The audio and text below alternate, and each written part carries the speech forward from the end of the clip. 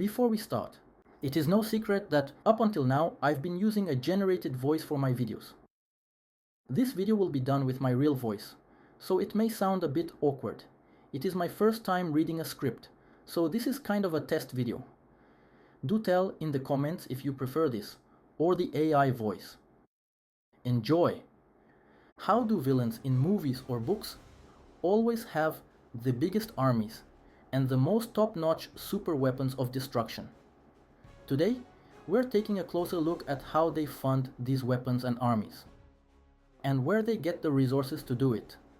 We'll dive into the economics of villains, how they get, manage, and spend their wealth and resources. We'll also discuss their weaknesses and draw some real-world parallels. For this video, I'll mainly focus on Star Wars and The Lord of the Rings. As always, here's a quick disclaimer. I might miss something, so feel free to correct me in the comments. Also note that this is a brief analysis and I won't go in depth in terms of lore. The foundation of an empire lies in its resources. So, how do villains get them? One way is by dominating lands rich in natural resources. For example, in The Lord of the Rings, Sauron controls Mordor, a region full of minerals and fuel sources. In the Fellowship of the Ring, the lands of Mordor are depicted as a grim industrial powerhouse, with countless forges supplying Sauron's armies with weapons and armor on a massive scale, while Mount Doom is the heart of Sauron's dark power, used for forging the One Ring. The broader war machine of Mordor relies on the relentless labor of its forges and factories. Another way is through unpaid labor, by workers with, let's say, a freedom disability. In Mordor, that means orcs, who serve as the main workforce. Similarly, in Star Wars, the Galactic Empire relies on droids and clones to maintain operations. Cutting labor costs significantly boosts their economic capabilities. Villains often keep their workers in line by maintaining absolute control over their empires. This creates a command economy, a system where a central authority makes all the decisions about production and distribution. Take Star Wars, for example.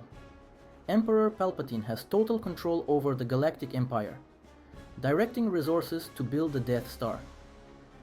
When you don't have political opposition to deal with, and you don't care about the workers, you can distribute resources however you want. It's efficient, but only if you ignore the human cost. A centralized government that doesn't care about its population or workers sounds familiar.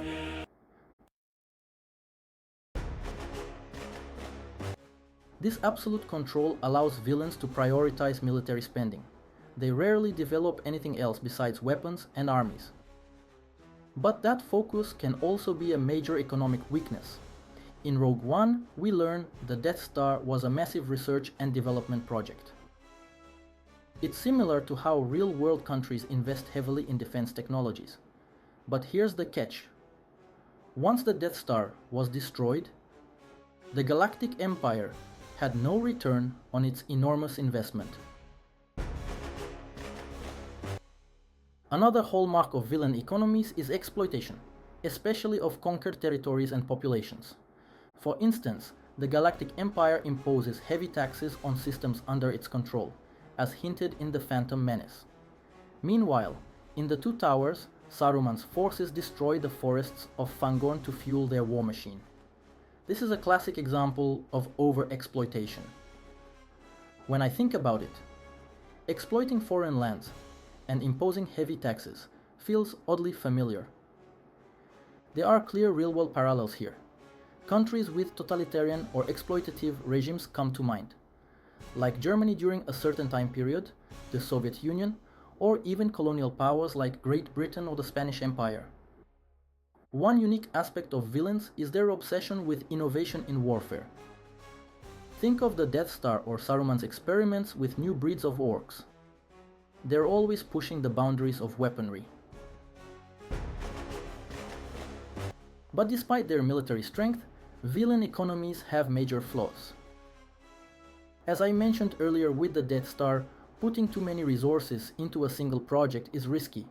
If that project fails, or gets destroyed, it's a massive loss of time and wealth. Then there's overexploitation. Saruman's destruction of Fangorn's forests, for instance. It backfires when the Ents retaliate and destroy Isengard. At first glance, villains seem unstoppable with their powerful armies and massive weapons, but a closer look reveals how fragile their economies really are. These systems prioritize short-term dominance over long-term sustainability. We can also see clear parallels with real-world regimes, both totalitarian governments and colonial powers. So now you know how villain economies work, and why they're almost always doomed to fail. Bye.